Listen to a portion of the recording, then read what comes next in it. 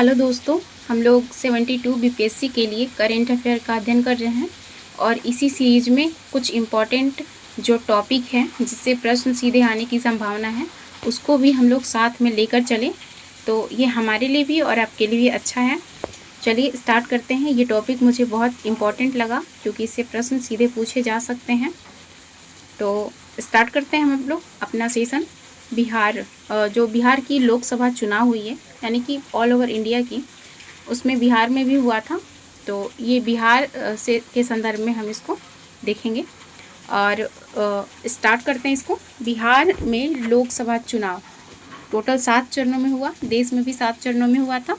बिहार की टोटल लोकसभा सीटों की संख्या 40 है, जिसमें जो कुल मतदान की प्रतिशत बिहार में हुई 56.28%। और इसमें टोटल जो है लोकसभा चुनाव में 497 उम्मीदवार खड़े थे मैदान में। वर्ष 2019 की तुलना में 2024 में मतदान केंद्रों की संख्या में सबसे अधिक वृद्धि बिहार में ही था।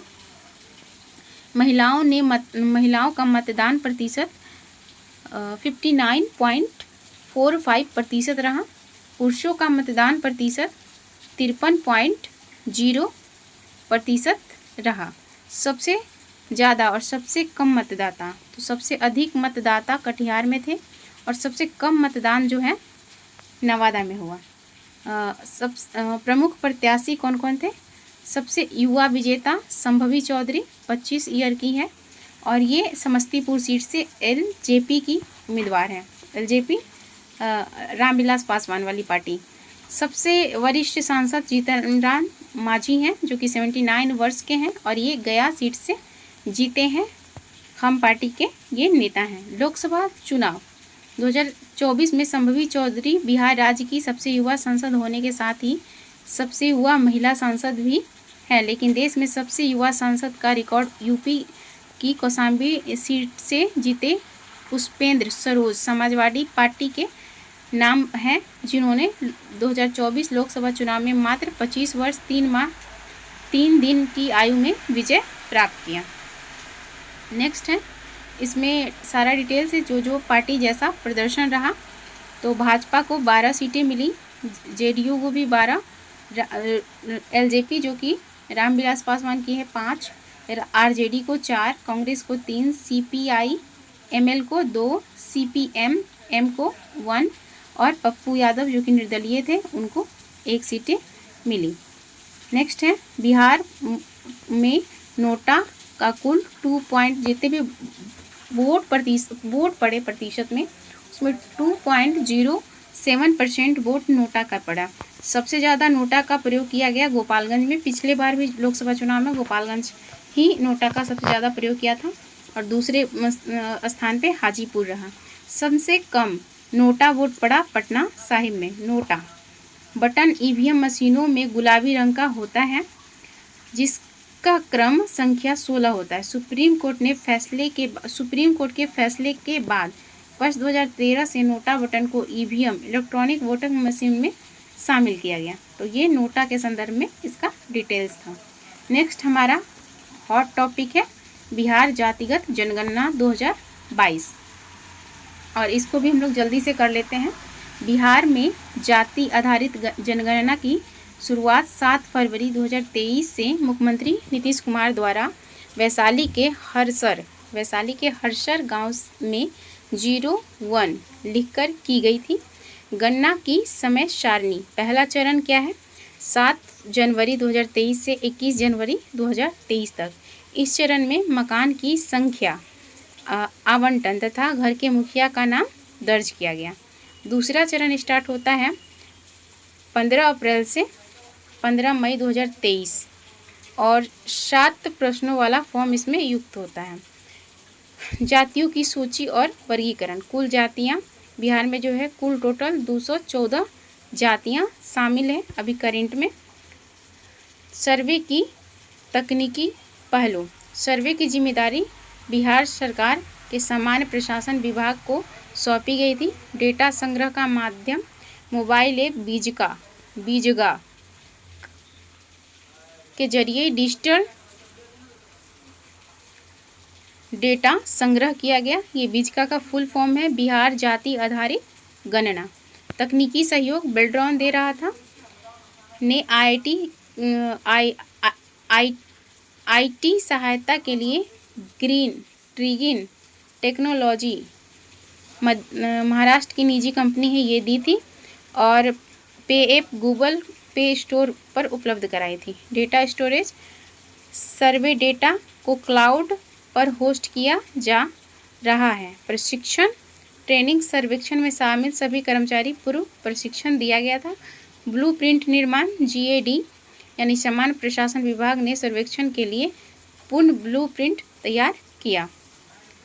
कुछ और इसमें आंकड़े हैं, इसको देख लेते हैं। बिहार सरकार द्वारा 2 अक्टूबर जो कि महात्मा गांधी जी का जन्म दिवस है 2023 को जाति आधारित आंकड़े जारी किए गए। अधिसूचना के अनुसार 6 जून अधिसूचना जारी किया गया था। 6 जून 2022 को जाति सर्वेक्षण कराने के लिए आधिकारिक अधिसूचना 6 जून 2022 को जारी किया गया था। सर्वेक्षण का उद्देश्य क्या था? सभी जातियों की सामाजिक आर्थिक स्थिति तथा डेटा एकत्र कर नीति निर्धारण और कल्याणकारी योजनाओं को बेहतर बनाना। नेक्स्ट है वित्तीय प्रावधान क्या था? सर्वे पर अनुमानित व्यय। सर्वेक्षण में कुल 500 करोड़ खर्च किए जाने का अनुमान है। स्रोत का फंड क्या है?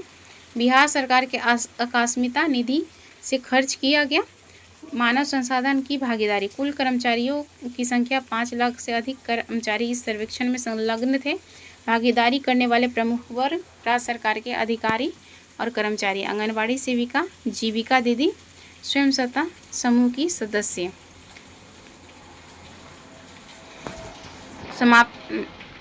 समाप्ति की समय सीमा। लक्ष्य इस सर्वेक्षण को मई 2023 तक पूरा करने का लक्ष्य निर्धारित किया गया था।